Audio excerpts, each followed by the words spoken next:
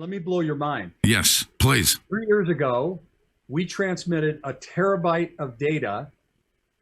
Now, a terabyte of data, if you try to do that on the internet, Yes. that's going to take you 20 minutes, something like that. If you have an unbelievably excellent connection, it's going to take a long time to move a terabyte of data, okay?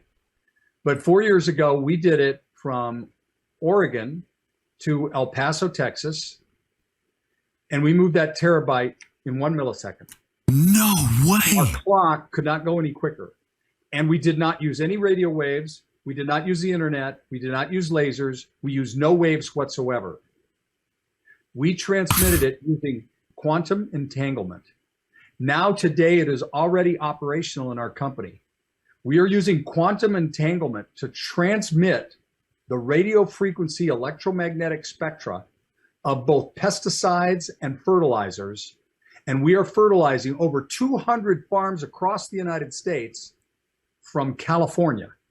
We are fertilizing farms in Idaho, Montana, Nebraska, Kansas, Wyoming, and California from California. Think about that for 30 seconds.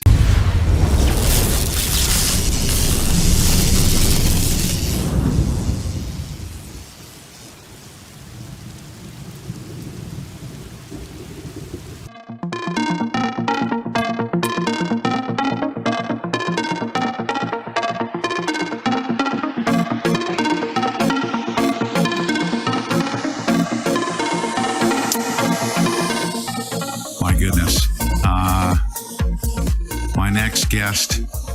By the way, yesterday, I'm going to overhype this because I know I'm going to meet the level of expectation. I don't like overhyping stuff, but I'm going to do it right up front. Do not go away. Do not go away. Okay. I was at the moment of truth, and there was a buzz going around the Lindell TV news desk, and there was an interview that took place, and Brandon House was focused, and of course, Mr. Larry Ortega, Major Larry Ortega, appropriate, of course, recognition for his service in the U.S. Air Force. He had a discussion with Brandon House, and after they split up, I remember seeing Mr. Ortega, but Brandon was so blown away by the discussion. I'll never forget it. It was a moment that I won't forget, and I'm so honored that Mr. Ortega comes on the show. Now I don't want to take away from his credentials because he has worked, and I'm gonna highlight a couple of things that you need to recognize here as we pursue this conversation. Not just about election integrity, but he basically graduated from the Air Force Academy, USC Master's Engineering in the U.S. Air Force Test Pilot School Flight Test Engineering Program. He designed, built, and tested DSP missile warning and nuclear detonation analysis satellites using one infrared telescope and 48 nuclear analytic sensors, visible light, ultralight, X-ray, atomic particles, electrons, and Earth's magnetic field sensors. And we're going to be talking about the Earth's magnetic field, believe it or not. But these satellites were launched off of the Titan III and the space shuttle in Los Angeles. And he was the aide to the commander of all military space systems and helped set up Space Command in the Air Force. My goodness. He probably helped me build even the internet and the and Star Wars because Ronald Reagan and I set out on a mission with Star Wars, and he had me team up with Al Gore. We invented the internet, and we combined the technology, of course, and here we are. Larry Ortega, welcome to the Pete Santilli Show. I can't even encapsulate your body of work, your expertise, your service to our country. I want you to give everybody an introduction as to who you are, and we're going to have a discussion that's two-part: election integrity, as well as free energy technology. Sir. Looking forward to this. Yes, sir. So tell everybody who you are. So I'm a kid from Bellevue, Nebraska. My dad was stationed in Nebraska during the Vietnam War, and that's really where I was kind of raised from 5th grade on. And I went to grade school and high school here in the Omaha area, and then I went off to the Air Force Academy. And there, 4 years, that was very difficult for me. I was Turns out that one of the reasons I have such a diverse career field is because I'm ADD and I'm good at it. So I can do lots of different things, and I thoroughly enjoyed it. But anyway, I went from there and I got assigned to LA, where I worked on that spy satellite, that missile warning and nuclear detonation analysis satellite, the DSP program. Mm-hmm. Was 3-star general's aide, got a chance to go to USC and finish a master's in aerospace. Went to test pilot school as a flight test engineer, graduated from there, got assigned to NASA Dryden right there on base, and helped lead the flight test of the X-29.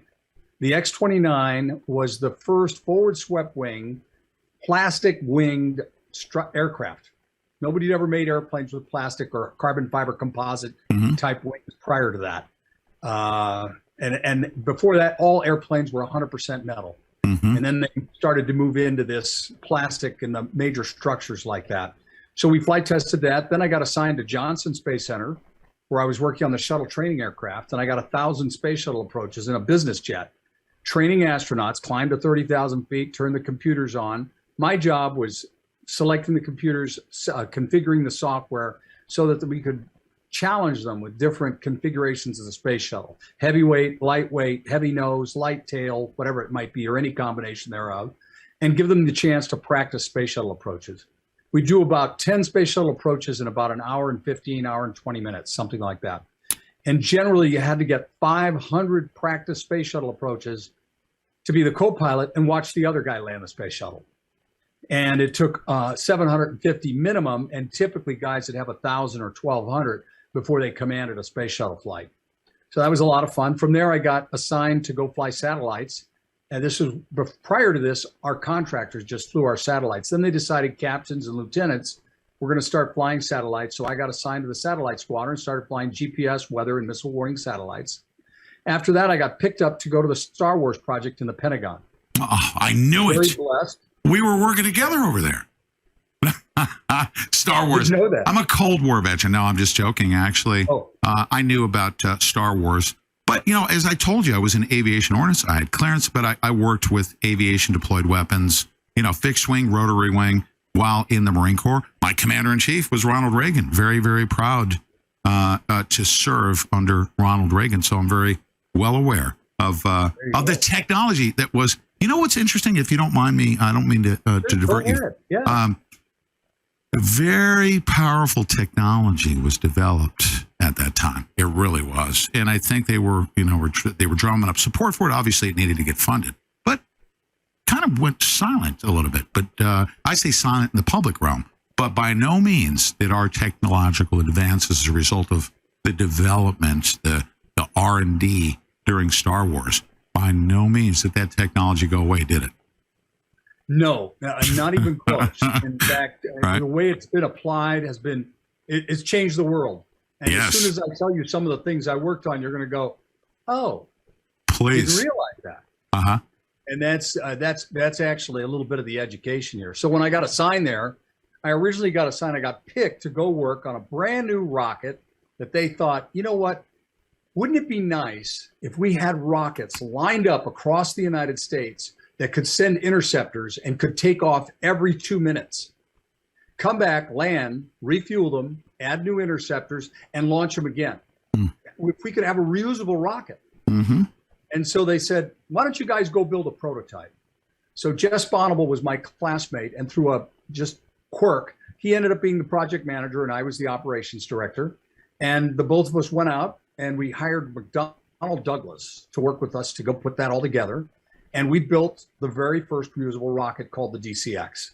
In fact, years later, Jess was working in about 9 years later, Jess was working at DARPA, and in walked two guys looking to try to get the flight test data from DARPA for the DCX. Well, they said, well, we didn't do that. That was done at the Star Wars project, but the project manager now works here for us. You can talk to him. So we arranged to give it to him. We gave it to one guy who'd recently sold his credit card company and another guy who had a little bookstore that was online on the web. The little online bookstore was called Amazon, and the guy that was asking, his name was Jeff Bezos. The other guy that had recently sold his credit card company had a funny name. His name was Elon Musk. And that's where those guys learned how to build reusable rockets. And that was the original intended mission, was to be able to launch literally dozens, hundreds of interceptors to stop nuclear weapons in attacking the United States of America. That was the original defense mission. You know, maybe you can speak to this. You're probably a little bit closer to Elon Musk's capability. First of all, him and Peter Thiel, these are geniuses. They launched and invented. I can't emphasize that enough. You are 100% correct. Geniuses. What they did was a cartoon miniature. It was a proof of concept. It was some original ideas.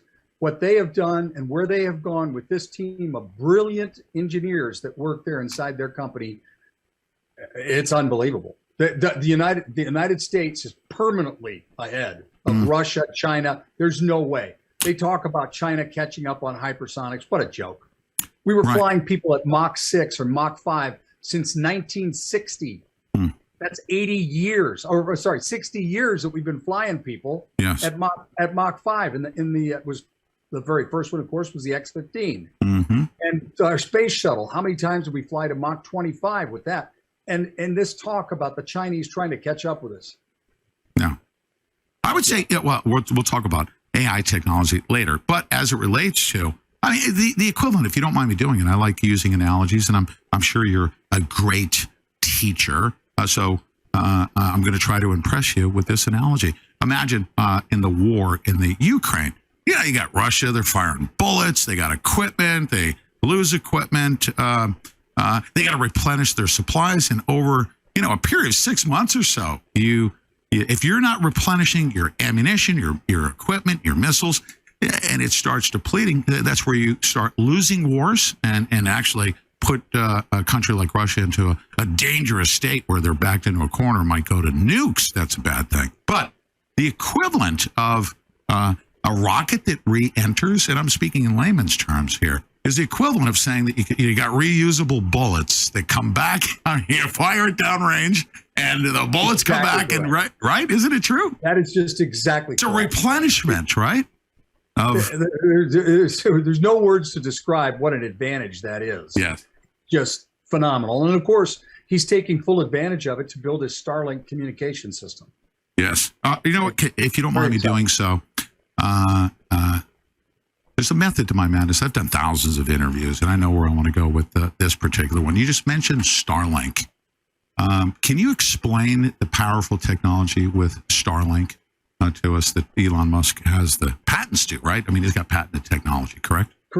Correct. But most of his patents are process patents and position patents, and the whole concept of when you go to implement a low altitude communication satellite, there's all sorts of little quirks that you have to think up and problems you have to solve on how you're going to transfer data from spacecraft to spacecraft. The spacecraft are zipping by.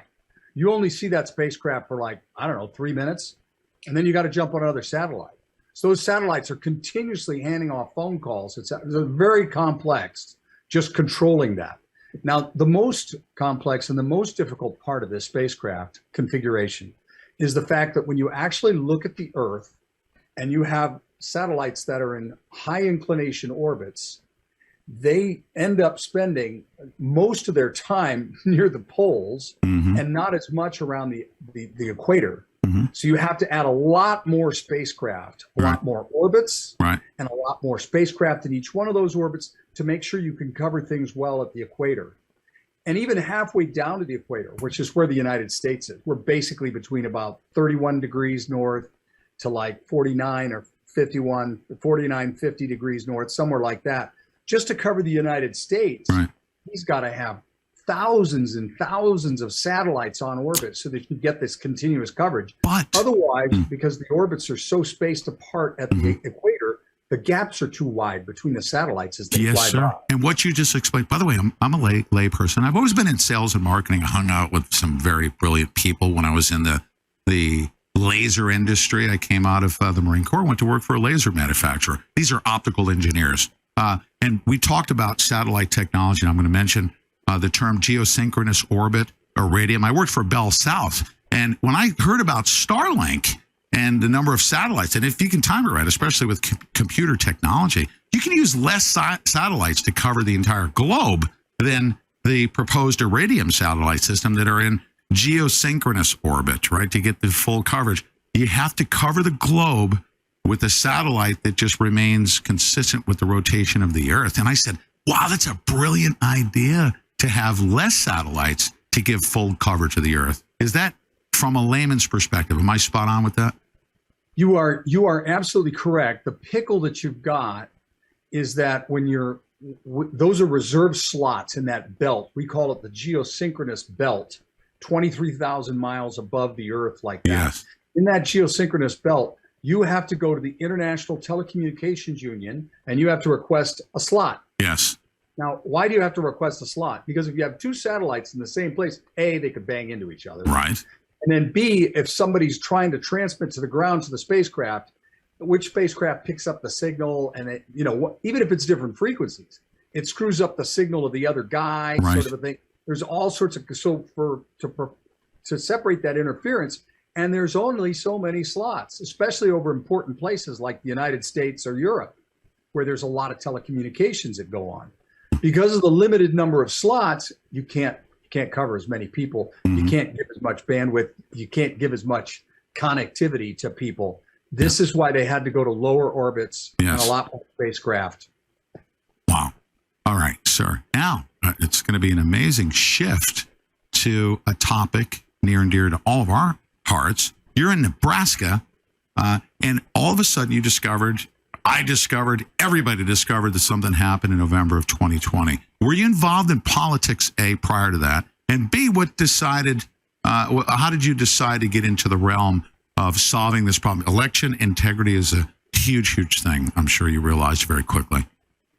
Election fraud, that is. Yeah. So last summer, I'd say in June and July, I was like most people sitting on my couch watching Fox News. That was it. I mean, don't get me wrong, I had my job. I mean, in the evenings, that's what I did. And feeling like quite the patriot because I watched a lot of Fox News and really tried to stay up on things. What I didn't appreciate was Fox was not discussing election integrity. I'd heard things about, just some wild things, and I'd seen a show or two and a little few from Mike Lindell and some of the data he couldn't present. And I was like, well, God, no data. How can I go off this? And then one time somebody sent me something and said, hey, Larry, what do you think of this?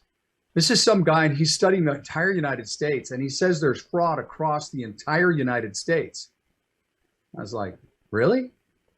So I began looking into it, and it was Dr. Frank and his analysis of each of the states and the curve for each state that identified that they were actually stuffing ballots in a mathematical way to carefully make sure they didn't overvote in any one particular age group, that their voting curve matched the census from 2010 for each individual state. Right. And I was like, wow, because I sat down and I looked at the math, and for me, it was like, it was basic statistics. It's correlation factors. I mean, this is 101 statistics, but still, somebody had actually thought his way through this and looked at this. I couldn't hardly believe it. So then I began wondering, is there anybody else like that? So I began looking, and I stumbled across Seth Keshel. Ah, okay. Looked at all of his stuff. Now, his is barely math. I mean, it's kind of math, but it's more like arithmetic math. I mean, it's just, his was real simple. What he'd found in previous elections was that the data was going in a straight line. Yeah. And then all of a sudden in 2020, it went straight up for Democrats and went down a little bit for Republicans. Right. And he was like, that's weird. That doesn't look like any previous year in the last 20 years. Now and of course, looking at that, I'm like, wow, oh my goodness. That data, because of brilliant people like Seth Keshel, as well as Dr. Frank, this is from the outsider's perspective, right? And I heard Dr. Frank say, talk about an anomaly. It's physically impossible to have all counties vote in the same demographic precisely with the same number of voters in the 34 age group, right? There was an exact number in every, and you can look at the data and say it's impossible for that to take place, right? That's what I was explaining to the investigator that I'm working with right now that we've got here in our state. We have this curve, and what's happening is we were predicting how many people had actually voted, okay? So with this prediction, sometimes the real data would be higher at certain at what ages of people, how many voted at which age? How many 18-year-olds, 19, 20, 20, 21, 22, 23, 24, all the way to 100. 18 to 100, how many voted? Well, it turns out that the curve fluctuates around this curve, this line like that, the real number of actual voters. But here's the strange part. It fluctuates exactly as much above as it does below the line. How'd you do that? How'd you get it so it just happens to work out that it's exactly as much above as it is below the line? And so when you actually do the mathematical calculation against that, you end up with correlation factors of 0.98, 0.99. Mm-hmm. Once I explained that basic mathematical concept of correlation to him, to this investigator that was working with me, it was like, really? Yeah. Wow, Right. Holy crow. Now it's easy for anybody to understand. That's impossible. Yes, that's How impossible. could you just happen to get it in every single county in Nebraska, which means that on average, all the 18-year-olds at the same percentage voted in every county in Nebraska. All the 19, 20, 25, 32, 41, 48, 57, 63, every age group on average voted at the same percentage of registered voters. Right. Now, We're like, what is that? Now, here's the even stranger part. If you take that same curve for Ohio and you bring that curve into Nebraska, it's the same algorithm, isn't it? it doesn't work. Oh, okay. Because they had a different census curve Oh, okay. in Ohio for the 2010 census than we did. So their curve doesn't work in Nebraska. So the curve only works in every state. But it turns out, and they've already gone and did all the math behind this, it works in every single county in that state. Yeah. So every single county in every state, that people always voted at the same percentage for every age, on average, okay, in every state the same. So whether you go to Alaska, Hawaii, Florida, Maine, California, Oregon, it doesn't matter. They use the same Within the state, algorithm Okay. with states with completely different demographic and census, correct? completely different demographics. Wow. Doesn't matter. Okay. All right, sir. You're like, Now go all with the me. counties are consistent within each one of the individual states. So you're like, now wait a second. Mm-hmm. That means somebody cheated in every single state, in every single county. That's hard. That's hard. That's right. Really hard. Yeah. And get it right, get it mathematically correct. Yeah. That's really, really, really hard. Now, Major Ortega, sir, remember, I'm enlisted, right? I know where I am in the chain of command. So I'm a student of all this stuff. But do you know the name Clinton Curtis? Yes. Okay.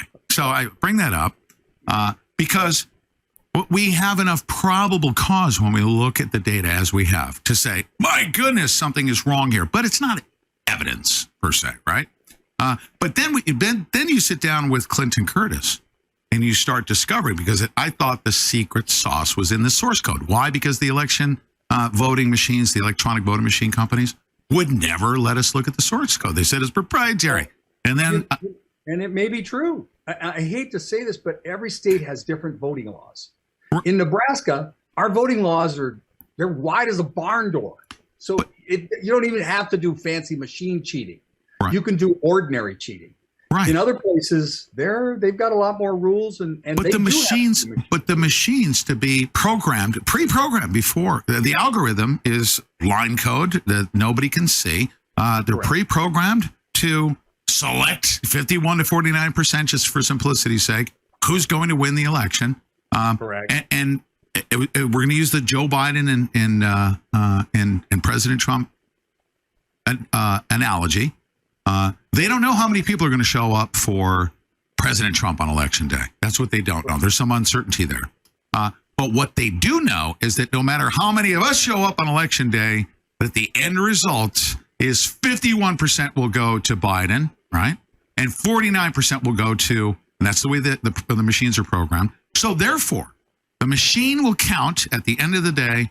They actually take a look at it and say, how many people voted for Joe Biden? 1. Okay, we're going to need 38,753 ballots from the warehouse. Isn't that the way they're doing it, sir? In some states, absolutely correct. Yes. That's absolutely correct. I believe in Nebraska because they could very consistent voting statistics in the past, and it was very easy to do mail-in ballots. I think they just mailed them in advance. They knew way in advance how things were going to work out like that. So they had a projected number of ballots that they needed to stuff into the postal system or the mail-in ballot system? It looks like it because wow. When you actually look at our raw data, what you find is that our data first starts extreme, kind of like all voting data. It starts, one and then the other sort of a thing. But it starts pro-Biden, and then it trends towards Trump. And then when it's three-quarter counted, it goes fast, goes flat, just flat across at the same ratio between Trump and Biden. What that means is that at the very beginning, they put in a whole bunch of votes for Biden. And then after that, they very carefully bled in the natural bleed votes like that. And then once they knew what the correct ratio was going to be, the ratio that they had targeted, they knew they weren't going to get away with Trump losing in Nebraska completely. By the way, he won in one congressional district, and we have separate congressional district electoral votes. So he got one electoral college vote from Nebraska. So it gradually bled in, and then it went flat. But one of the investigators was asking me, why are they doing that? Why are they? I said, it's real simple. They want the rest of Nebraska to believe that what's going on here is Nebraska is turning purple. It allowed them to get in several liberals into our legislature. And we actually know by name. We know the close votes where no way, it was a high GOP, high Republican district and set of precincts, and a liberal still won. We're like, but just by a little bit, just by a little bit. So, we're looking at that. We know there's no way, 100%. There's no way that person got elected in that way, in a legitimate way. But now everybody kind of goes, well, Nebraska's turning kind of purple, and well, you can't be surprised. I mean, Bellevue, where I live, is very close to Omaha. It's kind of urban. No, it's not. I'll tell you right now, we're a suburb, and the people that live in the suburbs are a lot more like the people that are farmers. They're very conservative like that, and that's the way we're registered. Massively more GOP than there is Democrats, but it's not how we voted. And when you actually see, it turns out in our county, they actually kept track of how the mail-in votes voted and how the regular vote voted. In the regular vote, we had surprising a bunch of we had 5 precincts that had more GOP registered voters than Democrats, and Biden still won. But what's even more bizarre is when you look at the mail-in votes, and what you see is in many of the precincts that were heavy GOP, the mail-in was massively for Joe Biden. So we're sitting there going, who mailed that one in? Wasn't the people that lived there. And that's the level of detail and analytics that we had to go to. And I have a fabulous guy, another spy satellite sensor designer that lives just a mile from my house. His name's Frank Griffith. He did some unbelievable GPS map detailed GIS information system layouts to explain this vote and show it by precinct and throughout our county. And this is like unbelievable, undeniable proof that we have fraud. And of course, the next thing that makes you go, oh, you definitely have fraud, is that once we figured all this stuff out and we went to go explain it, the governor would not accept the presentation. The Secretary of State would not accept the presentation. The Attorney General would not accept the presentation. Since then, the Secretary of State has strictly called us liars. He's posted a counter to our presentation, but his counter just happens to always change what we say and then counter that. Well, hey, we're not going to argue with the fact that he changed it. And now, I don't know, that may be right. It may not be right. It's not what we said, sort of a thing. You know what I was going to say? When you see all these guys that are just pushing away from this, they don't want to see. The only thing that comes to your mind is, why do I need to have the cheat explained to me if I already know how it works? Exactly what I was about to say. I was about to interrupt you and say, as I looked at this thing, what happened on election night was one thing. And we've known about cheating and stuff like that. They got caught. But I believe the most egregious thing that happened afterwards was the cover-up and then the process by which we lost a lot of time going back to those that were seated with electronic voting machine fraud to have them correct the problem. Of course, they have zero interest in fixing it, whether they're Republican or Democrat. They know how they were put in office and selected. They do know that. So why go to the bank robber to investigate, the bank robbery, correct? And we have a long history of that here in Nebraska. It turns out that in the late 1990s, we had a vice president at a company called American Information Systems. This was the company before ES&S was ES&S. It became ES&S. And he was a vice president of the company. And he decided one day he was going to become a senator here in Nebraska. Everybody in the GOP said, no name recognition. Nobody knows who he is. This guy's going nowhere. He bought a few 100-yard signs and got them scattered across the state like that, just so his name could be seen somewhat. And then he won the primary. And everybody's like, what? Who? What? Chuck Hagel? So he went on to become senator. Years later, Secretary of Defense. I mean, he did all these things in his career like this. And after that, the senior leadership in Nebraska seemed to be never really surprised anymore with how the elections turned out. So, I kind of look at that. Not, you don't know. I don't know proof by name that this is how this is working. But fairly quickly, it doesn't even take a rocket scientist to figure that out. In Nebraska, you had it's a relatively small group compared to the population, about 750 people through this discovery on election night, made the entire state aware of the cheating in Nebraska, right, during the 2022 election. But the process thereafter, like the fix and because we're people of due process. We're not going to take up guns and go shooting people because they stole the election. We want to expose it. We want to get people educated. Everyone needs to be educated to prevent cheating from taking place in the future. Because you know what? If you just came in and arrested all the perpetrators, they're going to get replaced by another group of perpetrators unless the votership is well aware of how the cheating took place. How do we fix this thing going forward? And then of course, I want to shift gears here to a very important topic. But how do we fix this thing? Just continue on our current course? Wheels of justice turn slowly? Here in Nebraska, here was kind of the issue. We had a group of people that were loosely formed. And I was blessed in that I got a chance to work on all these rocket and satellite programs where, in a snap, we build up a group of 600,000, sometimes as many as 1 million people to build all the little parts that go into a satellite and a rocket. Get those delivered, get them built, assembled, delivered to the launch pad, tested, ready to go, launch the rocket, fly the satellite. So I'm used to building quick, loose organizations that move very fast. And that's what I tried to do here as I worked inside of this. Literally every single slide in my presentation was not from me. It was from somebody else in our group. Somebody else in our group came to me and said, you know what? You got to look at this. This is an important thing.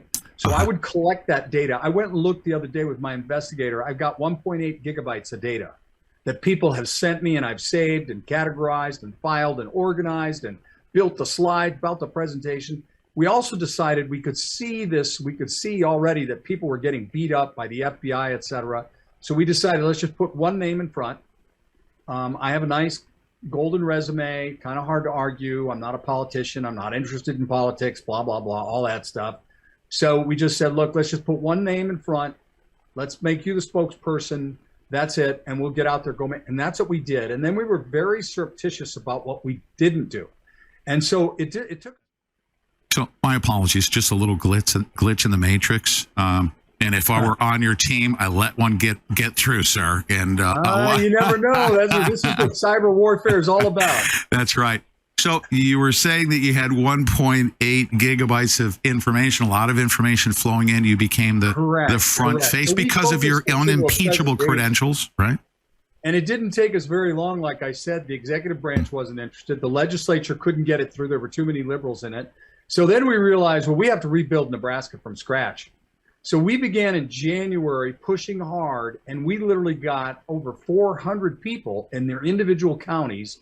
And most of our counties are very small, so a whole county might have 1 or 2 precincts to it. That's it. So we got all of our individual counties we had about 400 people volunteer to become GOP delegates. Now, what was more important about that is we got them to pick the most conservative people among them to go to the state convention. So then we went to the state convention, and the night before told all our people to show up, got about 175 of them, and there were only something like 320 voting members at the convention. So this was more than enough to take over the convention. And we quietly didn't make any big noise, nothing on the internet, nothing, just please. But we'd emailed people and pre-warned them. They got trained. That night before, we went in and very quietly, very surreptitiously asked to change the agenda. When we posted the agenda, it said we wanted to make a change to the Constitution. As soon as we did that, people started oohing and ahhing. The bad guys, they were like, what? Right. Oh, Right. Oh, geez. And of course, the first thing that went up was we get to restate who the GOP chairman is for the state. And it turns out it had been controlled in the past by the Ricketts family here in Nebraska. They're the people that own TD Ameritrade. And they had arranged it in such a way that if you just pick the head of the GOP, he picks everybody else inside the party. Mm-hmm. So all we needed to do was get one person out. That's it. But ultimately, the first state, you were the first state to overthrow the old guard in the GOP party leadership, correct? That is 100% correct. Wow. Tossed them out just like that. So now that's good news, but guess what? We had a whole bunch of rhinos that had already won their primaries to become our congressmen, senators, and our Secretary of State was going to stay the same, the Attorney General. The governor was hand-picked by the previous governor, et cetera. So we have all these rhinos coming in. So now we've begun another effort, again at the county level. We're having them either write or rewrite their GOP planks and platform for their counties to be ultra conservative. Our goal is that we take that as a group of counties, they go to the congressional district and they go to their congressman and they say, now listen, this is our congressional district platform, and we know that 7 of these you're going to have no problems agreeing with. But you know what? We're only grading you on the 3 you don't like. That's it. You don't like it? Right. Gone. Okay. Outstanding. That's where we're at. And this is where we're going at this point in time. At this point in time, there's so many rhinos. And by the way, we had to do this very quietly, very secretly. We have a list of emails. We have lists and contacts like this to talk strictly to our conservatives. Our conservatives get our information. They get called. They get informed. They get told. And nobody else. Because if you don't do it like that, if you do it screaming and hollering and making a lot of noise, everybody will find some way to get you out. Just in the GOP conventions this summer at the state level, at least half a dozen states told me about the fact that they just simply passed a law that said, well, if this is the first time to your convention, you can't vote. So they kept all the conservatives from voting inside the convention. Wow. It was just, but again, they were being loud and we're going to fire you and we're going to get you out of here. Can't talk about that.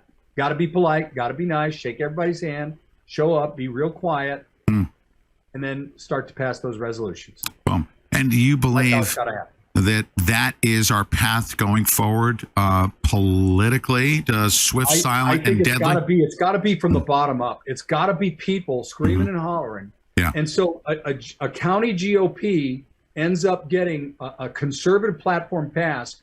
They need to go to the papers and say, this is the platform. This is what we're doing. This is what's going on. Yes. And we're eliciting suggestions from the public. We'd like to see what you think about this.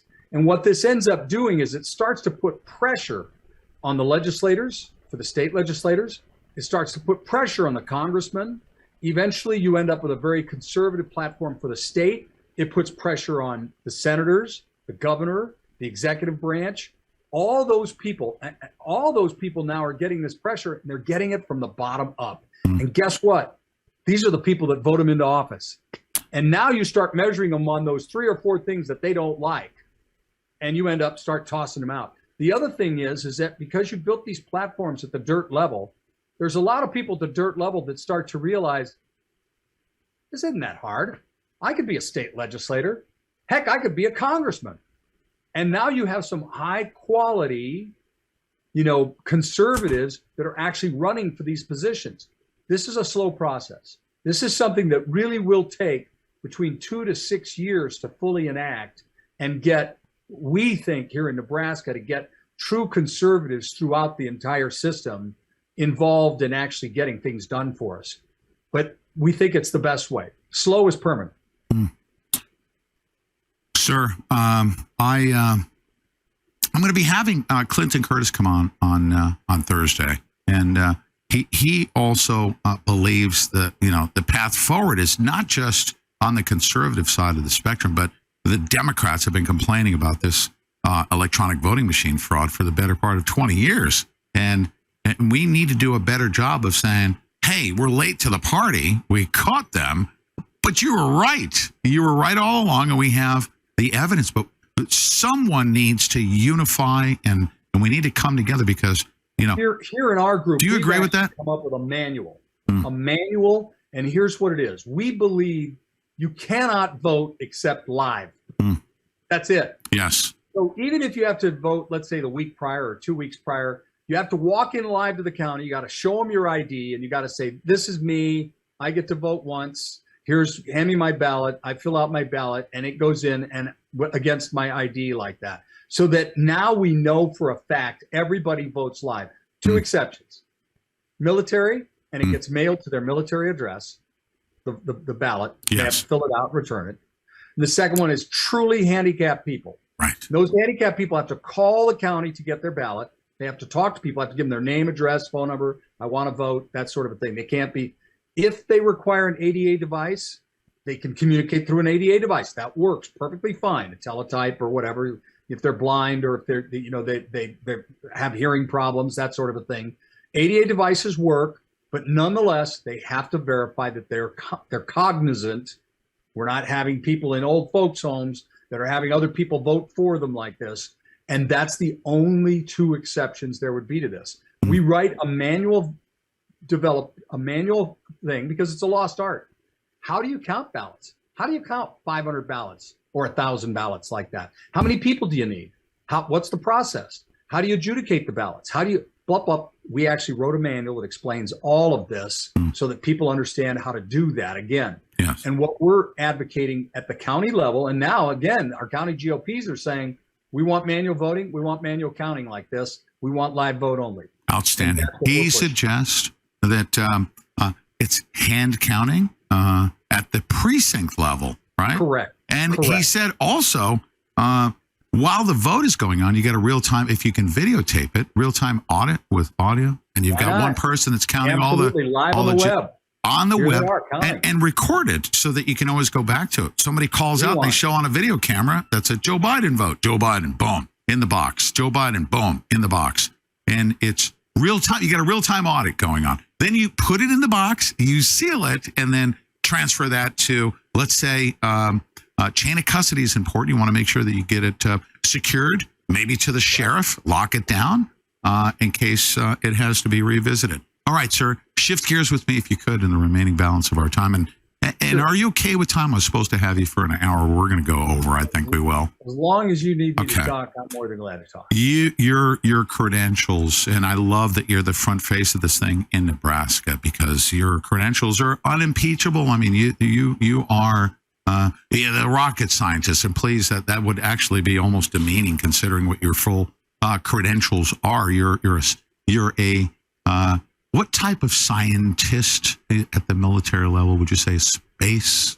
They really considered me space systems acquisition. That was the official title sort of thing because I bought space stuff. Yes. So one other big program I did besides the reusable rocket, I built the very first hyperspectral satellite. The world had never seen this before. Hyperspectral. This was a series of cameras that could take pictures simultaneously. 800 visible light colors. Wow. You had to change 3 shades to tell the difference between the colors. They were so finely radiated. And then 200 infrared and 200 ultraviolet. Yes. And with that, we could fly over your house and see the smoke coming out of your chimney. It could tell you whether you were burning gas or wood. And then after that, we could look inside the smoke with the infrared, and we could tell whether or not you were cooking hot dogs over the fire. Oh my We could goodness. do that from space with 1 meter resolution. It was absolutely phenomenal. This same spacecraft that I built, called the Mid-Course Space Experiment, was used after about 6 months. The classified world came in and said, nope, everybody out of the pool. Everybody gets a top secret clearance. This is no longer a science satellite. And you can do science. It's just that you got to have a top secret clearance to do the science. So some people stayed, not everybody stayed. Anyway, the spacecraft was then used operationally after that. And I can just lay dollars to donuts that as much as people don't want to hear that there was weapons of mass destruction in Iraq, I can tell you right now that with that system, George Bush knew whether or not there were weapons of mass destruction in Iraq. He could see the exhaust fumes coming out of the buildings they were stored. No question in my mind. So Anyway, that was another thing, and that relates to where I know you're going in this next chapter. Yeah. Now, of course, your experience in, by the way, you're going to calculate the trajectory of a missile entering our atmosphere at a high rate of speed. And now we've got, hypersonic technology, right? At a very fast rate. Combine that with the computer speeds that are necessary, right? And then the physical presence of, of this, we'll say Star Wars equipment in space to be able to protect us, that dome of protection. A lot of stuff going on there. And the rate of speed at which that takes place. You understand the atmosphere too, correct? Yes. And obviously working with the space shuttle, not necessarily the restrictions, but the resistance, and obviously at different levels of the atmosphere. You've got, some gravity considerations, correct? You've considered all of that. You understand that, right? So you have been involved in developing new energy technologies at the forefront, knowing full well, for instance, I'm just going to get right to it. And I just love this, and I can't wait to speak to you about it. Is there energy in the ionosphere that is readily available and always has been, per, I say, Nikola Tesla had discovered that, and it's always been suppressed. Were you able to consider that level of the atmosphere in the ionosphere has a lot of energy that needs to be contended with when you consider, space wars and defense? It does have a lot of energy up there, but the really shocking thing for me is I've gotten involved now in my company with Resonance Technology Group, working inside of resonance science, is that we now recognize, and I've never been in a group of scientists like this before, to the man, every single scientist, after about 20 minutes of talk, somewhere gets around to, and this is the part where God's involved. And I've never heard that out of any group of scientists. Really? In my life. Wow. And it's not like they're all a bunch of religious Jesus freaks or something. Some of them are Eastern mystic. Some people are somewhat, a-religious. They clearly there is a God. Clearly there's someone who created all this universe around us. So everybody has that perspective inside the company. And what we believe, fundamental rule, God is in every atom of every molecule throughout the entire universe. And as a result, God has the information of all the universe at all times instantly. And at the same time, God has access to all the power of the universe from any atom to any molecule. So we don't believe you have to go somewhere to get power. We think that right here, just touching you, touching the ground, touching the air, we can draw power out, and we can do it. This is the way Nikola Tesla did it. Like when he caused rooms to glow. Oh, that's right. Lights on like that. That's right. So here I am up in the I'm sorry to interrupt you. Here I am talking about the ionosphere, but that's well outside the realm of what he experimented with, and he figured out that resonance and energy, for instance, our bodies are assembled through energy, correct? Correct. We're assembled. Correct. In fact, as you begin to study the science of resonance, one of the things that starts to come into focus for you very quickly is that we're not actually made of matter. When you blow it up and you look inside, you see this atom, and it's got, let's say it's a simple hydrogen atom, and it's got a little electron flying around, like one electron in a space this big. There's one little minuscule electron. And at the center of it, there's a proton and a neutron that don't touch. They're actually separated like that. And actually, they're bundles of energy that are running at very, very high frequencies inside of them like that.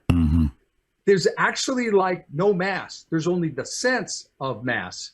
That is, when you push on that electron, the whole atom slides left or slides right, sort of a thing.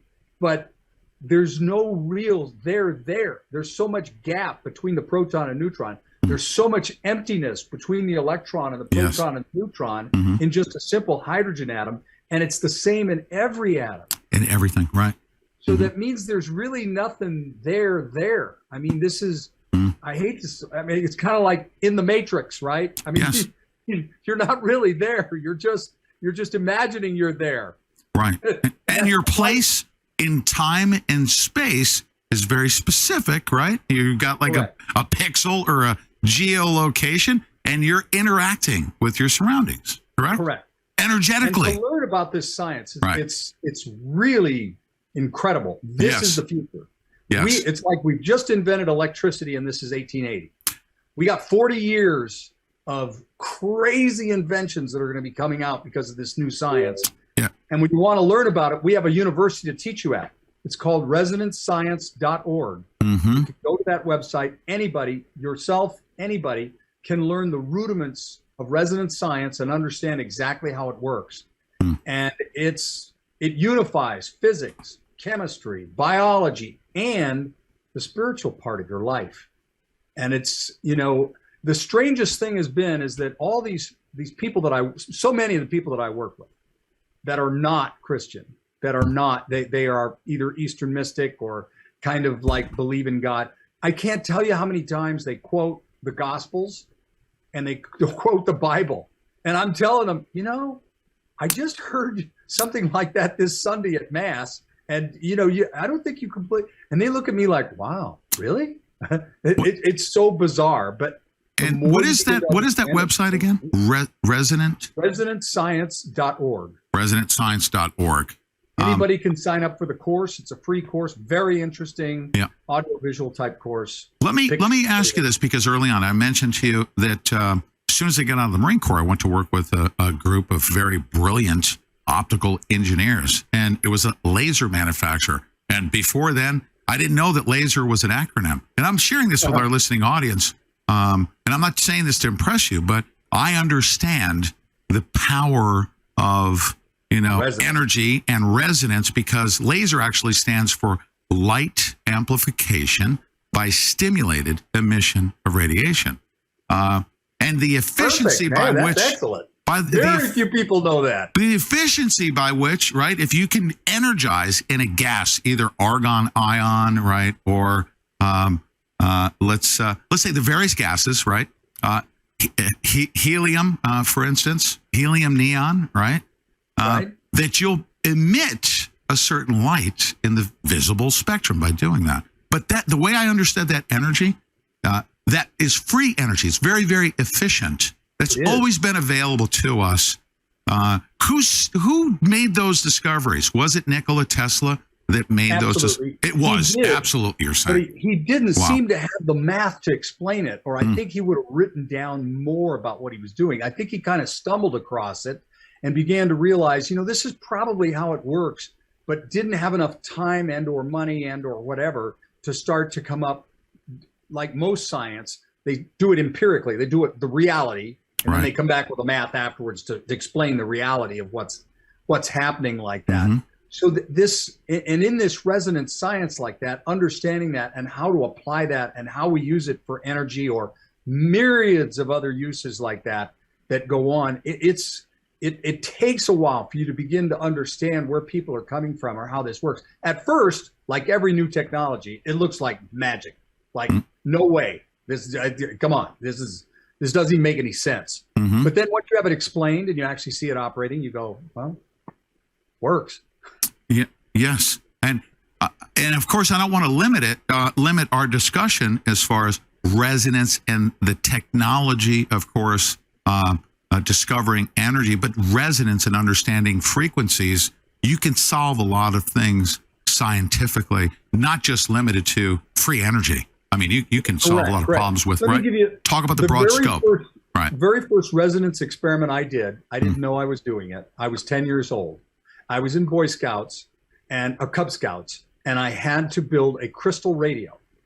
It had a little crystal of germanium. Mm-hmm. It had a copper paper tube wrapped with copper wire. Mm-hmm. It had a capacitor, and that was it. And then you would slide the little thing across a little thing across the copper wire that was on the paper tube like that. That literally would resonate with the radio waves, and you could hook up to it just a little earpiece that you could put into your ear, and you could pick up a radio channel. No electricity, no battery, just resonance. Right. And that was the very first. So you can, to this day, you can go on eBay, you can buy, or Amazon, you can buy simple crystal radios for kids. And if you look carefully at them, what you find is there's no battery. It doesn't need one. It just works. It pulls the energy out of the universe like this, resonates it with this equipment, and you pick up radio channels. Yeah, with light. I have to tell you the story because I think I'm not saying this to impress you, but I thought it was so amazing. And this is in the late 80s. These scientists worked on it. It was a very top secret project, essentially, to point a laser beam at the windows at the Pentagon, for instance. And the attenuation of your voice and the transmission, right?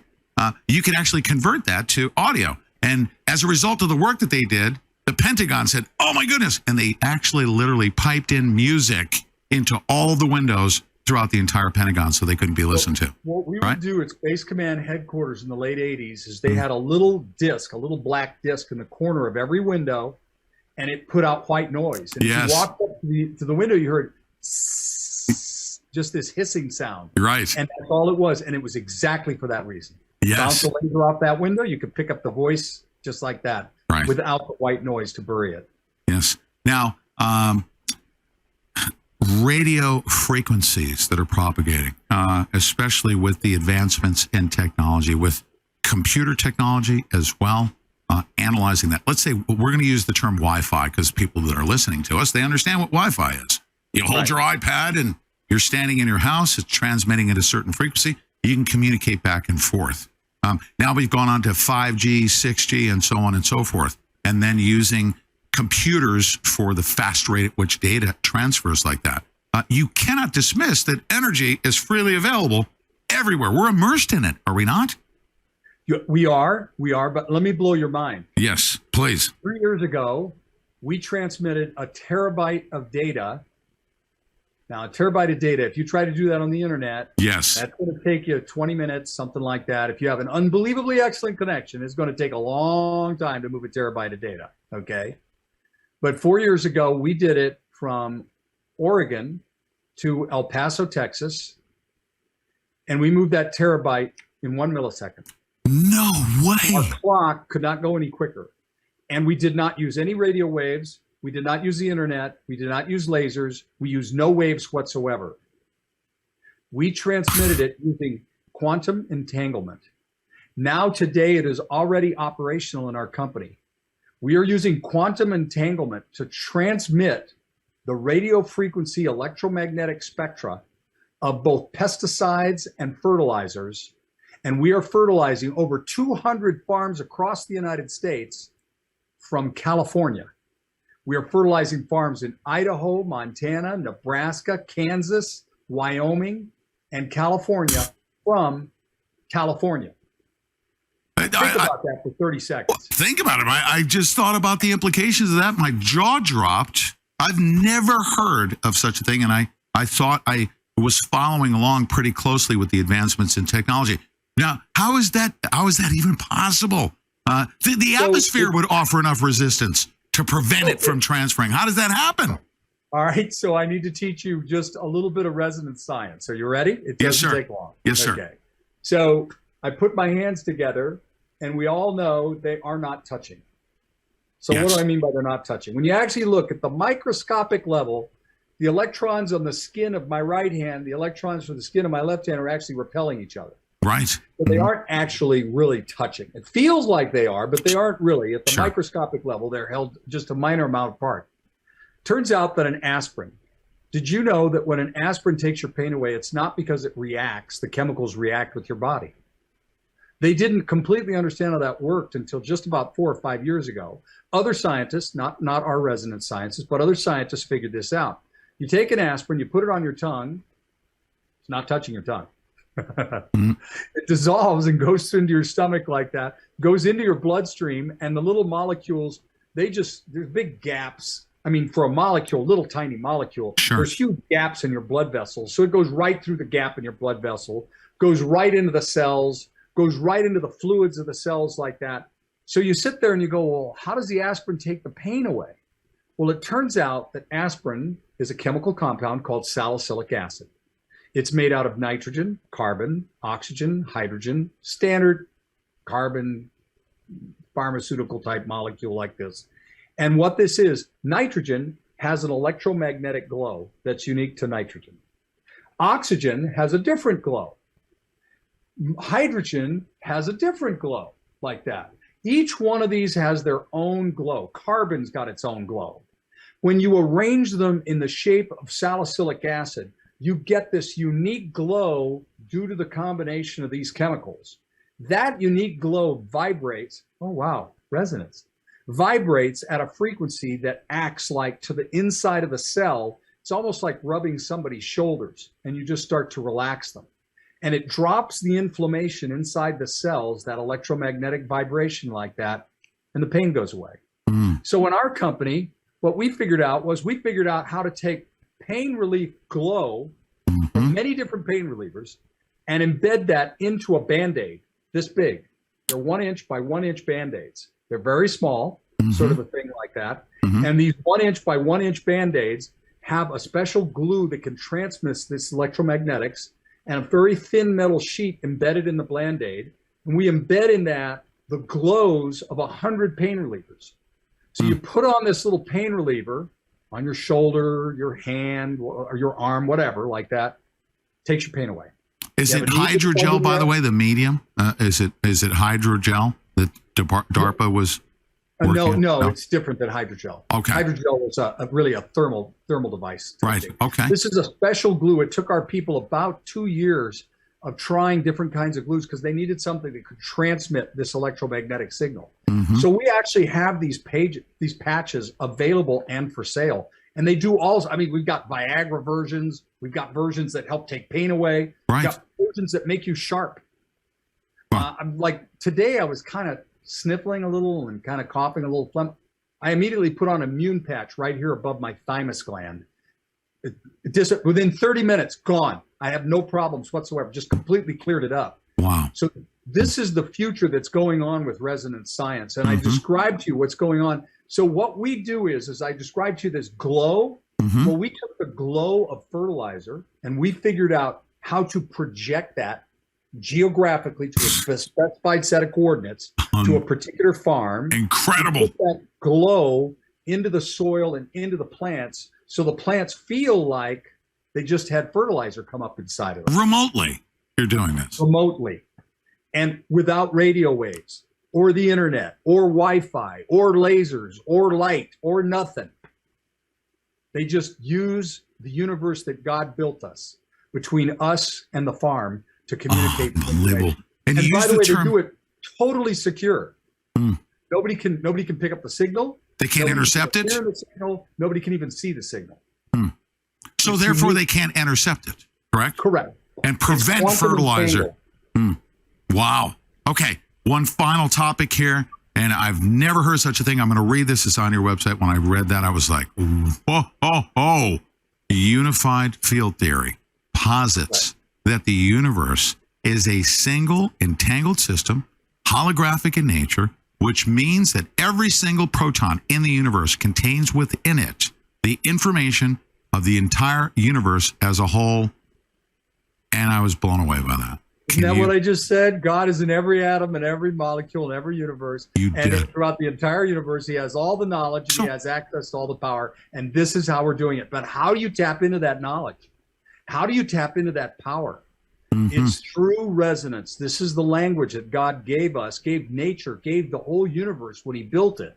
And learning to speak that language and how to operate inside of that language, that's the magic of resonance science. This is a brand new world that is going to explode on us over the next 40 years, and it's just going to blow people's mind. It just like the stuff I just told you about. How about this cabal that's trying to set up their own, they're trying to reinvent their own economy, have all the money flow to them, and they're using, the fear of, the collapse of the environment and all that stuff. How do these environmentalists, which I see a ton of applications for saving the environment, how are they accepting your advancements and your knowledge? I don't think they're going to accept it very well. So most of our projects and most of the things that we do, we are not going to be, you're not going to hear it with a megaphone. You're going to hear it much more low key, much more under the radar sort of a thing like that. I mean, just can't do that. Eventually it'll come out. Eventually everybody will understand how this all works. But I see that I'm sorry to interrupt you, but I see that their solutions to our problem, with solar panels and all to save the environment, it's all old and antiquated compared to what you have to offer. It's all old Correct? and antiquated, Wow. Yeah. Okay, so how? I mean, this is just your website is rtg.io, correct? That's the part that we do share with people. Yes, rtg.io. RTG. How soon before we see these applications come to the public consciousness? It's already there, but are available on the web in a limited amount through a company called Vibrance, Vibrants. The farming stuff, you can go to our website at upterra.com, UPTERRA, upterra.com, and you can learn about that. You can also get a hold of me, larryord@yahoo.com. Write me. You know what? You're a farmer. You want to do this. Hey, I'm more than glad to talk to you. I'll connect you up with all the right people, and we'd love to work with you. Imagine this. Imagine no mosquitoes in your backyard. Imagine no cockroaches in your house. Imagine no mice in your house ever. And you just pay like $5 a month and we keep everything out. Wow. Imagine no pesticides. Let your imagination run wild, considering what you just described as to, especially with the power of the entire universe and every single, right? Atom or molecule. And then through resonance to be able to tap in to the availability of it right next to the molecule, next to one molecule, right? Yep. That's okay. I have one final, it's an odd question, but I want to hear from you because I know that you would know the answer to this question, or at least be able to conspiracy theorize with me responsibly. President Trump, his uncle actually had analyzed Nikola Tesla's library of information shortly after his death. And I guess, hoped and believed that maybe President Trump, because of his uncle, may have access to that technology or knowledge thereof. Have you ever looked into that or considered it? I have not, but I will tell you what. To me, it explains a lot of what a lot of other people who don't understand President Trump, what they kind of write off as being incongruent. And to me, it provides a lot of congruency for that. I don't know that he did it. How can I know if he did or didn't, or if he followed? His uncle spent a bunch of time going through these records. But I feel fairly confident that there's a reason the guy believes in God. There's a reason that a lot of the stuff, he's just letting things happen because the universe has its own power that no one can overtake. And that is kind of, not to say that they're fatalistic, that's probably the wrong term, but recognizing that people are free. That is a great mixer. It's a great equalizer in a lot of ways. Yeah, but you can't dismiss the fact that John G. Trump was Absolutely. an engineer. There's no question in my mind. He spent a lot of time looking at it. He did. Yes. His uncle and President Trump were supposed to be very close friends. Right. So to me, it just seems very logical. And it certainly resonates, for lack of a better term, resonates with a lot of things that you see in Trump's personality and attitude. Yes. And that it's not obvious, but it's subtly there. Yes. Just subtly there. This technology, Nikola Tesla, the stuff that's been available to us, and the projects we've worked on, like the Manhattan Project and the nuclear technology, this is what you're discussing, is far surpassing, that relatively limited technology that can save the world and teach us a lot about our current existence and power here on Earth and within the universe. That's a big mouthful of stuff that I just said. Very exciting, sir. I hope you thought that I did a pretty good job as a layperson. I'm just an outsider that's curious. I think those were great questions. I mean, you just filleted it right open. Wow, thank you, sir. How can we help support your efforts? You become an activist most recently, especially in the election integrity front.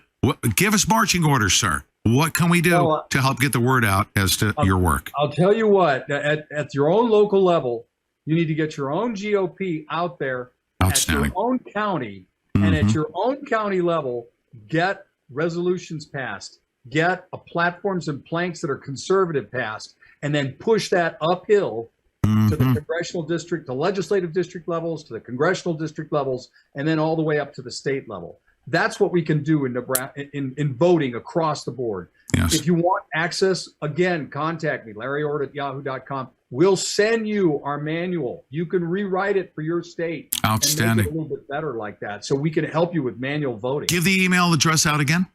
It's Larry Ort, LARRYORT, at yahoo.com. At yahoo.com. Sir, do you believe, a very distinguished, honorable service to our country and our military, the technology you worked on. But, sir, do you believe that the work that you're doing right now is the most important work that you're doing on behalf of our country and all humanity? Absolutely. Yeah. Without freedom, what business can we ever run? Amen to that. We will end on that note. Freedom is what we're all about, and we gravitate towards it naturally. You'll notice on our side of the political spectrum, we rely upon free will, and people will come to us. We don't have to force our ideas upon all others. While the other side of the political spectrum, they rely upon us not being in existence. Yes, that's right, sir. Thank you. Thank you very, very much. Appreciate Thank you. it. Yep. Thank you. Wow. Have a great night. That was it. I hope you guys enjoyed that conversation as much as I did. I can tell you, in 11 years, thousands of interviews, there were very rare instances where I was stunned by what I learned from my guest. We will be back right after this. I need to recover nicely. We'll be right back. Don't go away.